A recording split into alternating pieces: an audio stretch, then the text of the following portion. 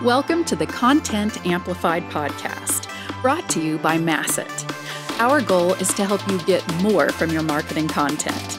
Each episode is a 10 to 15 minute interview with industry experts that share amazing insights to help you squeeze as much juice from your content as you possibly can. Here's today's interview. Welcome back to another episode of Content Amplified. Today I'm joined by Rob. Rob, welcome to the show. Thank you for having me on the show. You bet. Rob, will maybe give us a little background about who you are and what you love about marketing, and then we'll dive into the conversation today. Sounds good. Yeah, my name is Rob Reinhardt. I'm a marketing professional. I work in the industry for more than 15 years now. As you can hear my accent, I'm born and raised in Germany, made my way over here to the US, lived in Minnesota, Vegas, Orange County, and now I'm living here in Oregon. Yeah, during those last 15 years in marketing, I've worked in all kind of industries, and from agency side to company side. I run a lot of ads for all kind of companies, from low to high-end budgets, and then also took care of email campaigns. And one big chunk of my work was always content creation, as well as social media or email campaigns. I love it. You've seen it all, which is great. I love it. So with social media, what are some of the things that you're seeing right now when it comes to social media? We talked a little bit before the show. You do a lot there. What are some things that you're seeing that are working in social media? Maybe what are some things that you're seeing that aren't working in social media in general? Well, it depends on social media, which platform you're using. The most important thing in my opinion is each platform has to be treated differently. If you go on LinkedIn, you treat your social media way different than on Facebook. If you do the same way, you're definitely not going to have the success. Facebook, for example, is more to create brand awareness and to entertain with community and people, groups, which is very important on Facebook. On LinkedIn, you want to keep it more on a professional level, keep the funny parts out of it, or at least for the most part of it, or the videos more company focused. On other platforms like Pinterest, for example, is more images. You just plaster your community with images to create a buzz up out there and get your name out in the field. Twitter or X, what it's called right now, is one platform I have not done much in the last couple months anymore. It seems like it's still in the finding phase right now, because a lot of companies that I know or worked with did not take care of Twitter anymore after the whole switch to X happened. So I'm in the loop right now, keeping an eye on X. I don't know what's going to happen with this one. I know they lost a lot of subscribers in the past, and their ideas were good, but not implemented in a direct way that actually created more interest. It was quite the opposite. Yeah, there's so many social media platforms. It really depends. So I think to make it short, summarize it, from a marketing perspective, it depends what you want to market: product, service, yourself as an influencer, or a sport event. And based on what you want to market, you have to choose the right platform, because each platform has a different audience. And if you make the wrong decision, you might end up there with 5 impressions instead of 5,000. But that's the job of a marketer, finding the best platform to promote your products. I love it. So a lot of times we talk about repurposing content, and, we'll talk about how do we make a webinar into a LinkedIn post and a YouTube short and a Facebook post, things like that. With repurposing content, often, like you said, the different platforms have different uses, right? They have different audiences, different purposes, different norms. If you're repurposing content and trying to get, a lot of exposure, how do you propose someone look at the different platforms? Should they not repurpose on some social media platform? Should they focus at one at a time? What are your general recommendations when it comes to getting into all the platforms and how they should kind of navigate those waters? First of all, it depends on your product, because depending on what you have, some products you can literally put them out on every platform and don't even have to change things up that much, because it's one product and it works for all platforms. Other ones, it really depends. Repurposing things, I think definitely, if you have like you mentioned, a webinar, why not putting it? Definitely webinars you want to put up on LinkedIn, because LinkedIn is more professional and it's definitely the platform to put out a webinar. On the other hand, why not putting it out on Facebook? If you have a large audience on Facebook, it definitely makes sense to put it out there as well. You don't want to lose your audience on Facebook. I mean, of course, if you have a webinar, it depends on the type of the webinar. If it's more like a trendy, hippie, upscale, like funny webinar, it might not be the best fit for LinkedIn. It might work, So, I mean, to answer this question, it really depends on the product. That's like something that you as a marketer have to do your own research on, before you actually create content. Like, what is your target audience and where can you find it? It's simple like that. Like Facebook and Instagram, for example, you would think they're the same, because they're both in the metaverse, and you think, oh, Facebook is more text and like on Instagram, you just put images out there.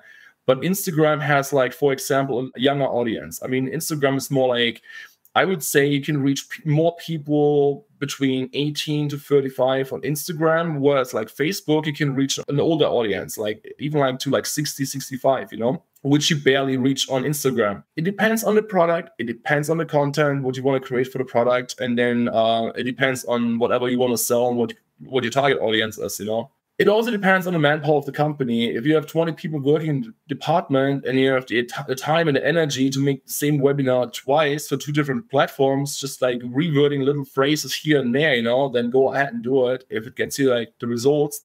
If you don't have the time to make the same webinar 2-3 times for different platforms because you don't have the manpower or simply it has to get out or it's something like a deadline, then I would just say like make a webinar or your content more like neutral, not like focused on one specific platform so you can use it everywhere, and don't have to kind of like go back in and make a million of changes. And then you're running out of time and then you lose a platform. And by losing out by reaching an audience on a platform could be more negative affecting your company than having like a neutral post on all platforms at the same time. So let's say I'm a business and selling products, services, softwares, whatever. And I've found a social media platform that has the right audience, good group of people, they're engaged, things like that. I think a part where a lot of businesses struggle is building their audience on the platform. Like they'll create the social accounts, they'll publish content. Nobody's interacting because it's not an individual, it's a business and no one wants to interact with businesses, things like that. How do you build a following for a business on a social media platform? What are your recommendations there? Well, I mean, it really depends on the company. I can give you a really good example right now, like Tom's Off-Road, the company I'm working for right now. So we are focused on Ford Broncos and parts of Ford Broncos. And the cool thing is it's a community. Like when we are posting something on Facebook, people love it. They engage with it instantly, If we're putting a post out there, we get 10,000 people seeing the post and 500 people engaging with a post. There's companies in the past I've worked with and did freelance work for in the past. Even though they have great products, you can put something out there, you get 200 impressions and 20 people engaging with it, and you can push it as much as you want. It's just not there. So sometimes it depends on the product, on the audience, and then it depends on your audience, how engaged your audience in general is. Do you have more like a younger crowd who's really engaging with posts, more like an older crowd who is not as much engaging, That being said, it also depends like where's your sales coming from, If you're using a platform more for brand awareness and branding, I mean, engagement is cool, but it's not the end of the world. If your engagement is 0, as long as you create sales, because you are getting the impressions there, people see your brand, your name, your company, your product. As long as you create sales, I mean, I could care less about engagements at the end of the day, as long as your sales are up. On the other hand, there's a lot of things you can do or you can change up to make your content more engaging, having like open-ended questions or having like giveaways or like doing things like competitions on your social.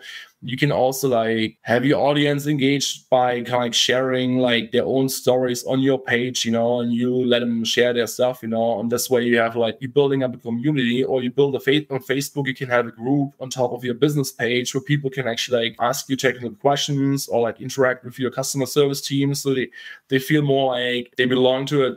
Not they belong to you, but they are closer to you. You're not just like an AI-generated post on Facebook. It's a real person behind it and answering the questions, That all helps, Yeah, some companies struggle at the beginning building up an audience because it takes time. But like I said, some companies like Tom's Off-Road, you can really expect like you have a huge, large amount of people following you because it's a great, interesting industry, You have companies on the SaaS side where it's like more complicated and it's not like those super cool, trendy or like upscale pictures, images, videos you can put out there. So it's not as interesting, and people usually don't really follow you if there's nothing interesting there. If it doesn't create this like 3-second spike when you see something, it's really hard to catch these people to be a follower or like subscriber, And that's what happens a lot of times with tech companies, because it's not so interesting following them, unless you're in the business industry and it's something that you need. But you wouldn't find someone who's just interested following you just for the gig of it because they like what you do, For companies like that, it's harder to gain people or like grow an audience. That's where advertising comes back in as a backup, because if you run an ad based on like, let's say, retargeting ad to people that visited your Facebook page or your website, and you can actually like retarget these specific people, I mean, that's the way you gain an audience. And once your audience has specific size or it's grown like month after month for specific numbers, like at some point your Facebook algorithm goes up too, and your message is going to be seen by more people, So there's a lot of factors that go in there. So one thing that I think is really important there, it sounds like experimentation, right? So you're talking about you can try this and this and this. Like there's a lot of things where, and you hit on it so many times, there are a lot of different scenarios and variables, different kinds of business, product, platform, audience, things like that, test a lot. Are there anything anything you would see or recommend that people always avoid? Like we talk about test everything, but I feel like sometimes there's like these universal things that's just like, as a business, you shouldn't do any of these things on social media. Do any come to mind? And you don't have to have any that come to mind, but I'm just curious, any recommendations of things you've seen, you're like, hey, don't do this? The one thing I can tell you is that from the business perspective, I mean, it always depends on the company and the business. And the most important thing is like from the business side is like know your audience. You need to know who are your customers, are you trying to reach out to, and what is your target of your social? Are you trying to sell something? I mean, that's going to be hard because that's the one thing that's the hardest part on social. For example, on Facebook, you get penalized with the algorithm if you use words like sales, discount. You can use them, and it's good to do it at least once in a while if you have a big promotion going on. Let's say it's Black Friday, or there's like Christmas, and then there's like Easter or anything like that, or like a summer sale for beach clothing or something like that. It makes sense. You want to have these sales. But if you keep doing it consistently all the time, and your social is like a 9-to-1 ratio sales to like community, well, you can actually expect that your community is not growing, It should be a healthy way kind of like to grow by not promoting just all your products. I mean, have like something entertaining on your social, have people be engaged with your stuff, don't like use it just like to sell, I mean, there's plenty of companies they're doing it this way. All they do is like literally like month after month, nothing else in sales posts. And you can see the audience is like, I mean, if they have 500 in the summer, they're lucky if they have 550 in the wintertime, because the audience is not growing. I mean, they have 5 people up and then 2 people down. So it's almost like breaking even every time, On the other hand, you have companies, they are having a healthy mix. They're putting nice product images up there, event products, event pictures, images, videos up. So it looks engaging. It looks fun to follow those pages. And then you put some products in between.